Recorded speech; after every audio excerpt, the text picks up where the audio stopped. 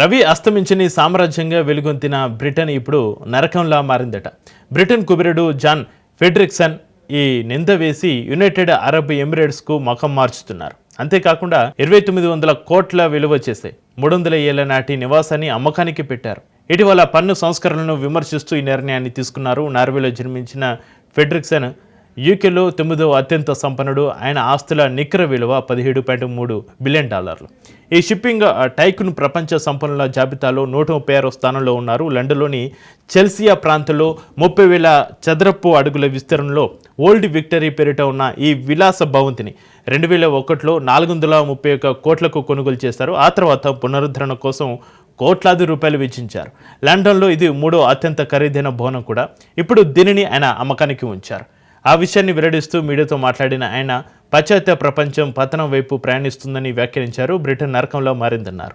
ఇక లండన్లోని తన సంస్థ కేంద్ర కార్యాలయంలో కార్యకలాపాలను నిలిపివేశారు. బ్రిటన్ను సంపన్నులు వేయడం ఇదే మొదటిసారి కాదు. బిలియనియర్లు, మిలియనియర్లు ఇక భారీ సంఖ్యలో ఆ దేశాన్ని వీడుతున్నారు.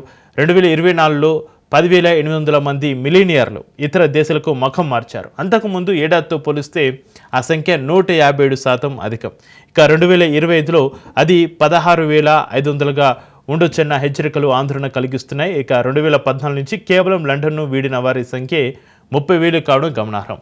ఆర్థిక అనిశ్చితి, నాన్ డోమ్ పన్ను విధానాన్ని బ్రిటన్ ప్రభుత్వం రద్దు చేయడం, రాజకీయంగా నెలకొన్న పరిస్థితులు వారి నిష్క్రమణకు కారణమవుతున్నాయి.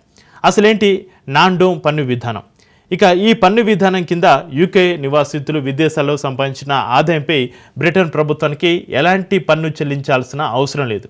226 సంవత్సరాల నుంచి ఈ పన్ను వెసులుబాటు ఉంది. అయితే ఇప్పుడు ఈ విధానాన్ని ప్రభుత్వం తొలగించింది.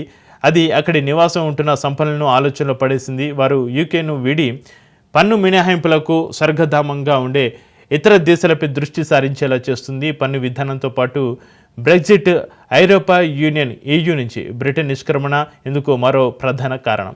దానివల్ల ఏర్పడిన ఆర్థిక అనిశ్చితి, పౌండ్ బలహీనపడడం, EU విదేశాల్లో పర్యటించాలన్నా కూడా కఠిన వీసా నిబంధనలు అనుసరించాల్సి రావడం వంటివి ఇబ్బంది పెడుతున్నాయని విశ్లేషకులు వెల్లడిస్తున్నారు. యూకే స్టాక్ ఎక్స్చేంజ్ ప్రాధాన్యత తగ్గిపోవడం, 2008 మార్చి నుంచి యూకే ఆర్థిక వ్యవస్థ నెమ్మదిగా కోలుకోవడం వంటి పరిస్థితులు సంపన్నులను దుబాయ్, ప్యారిస్, ఆమ్స్టర్డామ్ వంటి వైపు చూసేలా చేస్తున్నాయి.